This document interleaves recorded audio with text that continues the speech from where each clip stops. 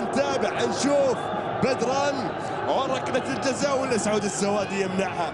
ممكن يمنعها الحارس اليمني. هنا ركلة جزاء الآن نتابع نشوف بدران ولا السوادي. بدران على التنفيذ. الله، برافو برافو برافو برافو حارس المرمى سعود السوادي، ابعدها بشكل سليم. شوف لما مرت بدران ما سجل، بدران ما سجل بدر المطوع، حطها بشكل سليم ولكن برافو راعي السعود. هلا واقف سبيد القدم يحطها. لا ركلة جزاء ضايعة.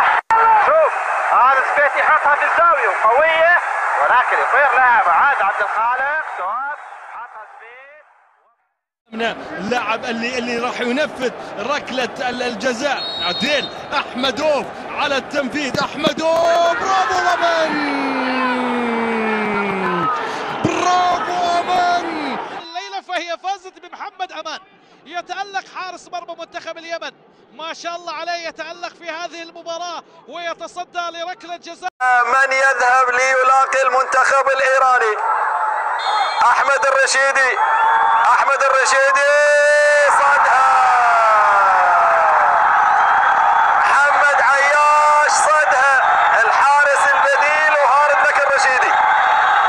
هارد لك الرشيدي نازل ورايح بثقة زيادة وبالزاوية. مشاري النمر هل خلاص ينهيها ويحسمها للمنتخب السعودي إلى نصف النهائي لملاقاة فلسطين؟ مشاري، الله يا بسام، الله يا بسام يا صالح. يتصدى بسام صالح، يتصدى بسام صالح امام كرة مشاري النمر اللي لو سجلها انهاها، لكن رائع هنا بسام، رائع هنا بسام بهدوء، ثم تحرك باتجاه الكرة. الثانية للمنتخب السعودي العنسة. ردها وضح.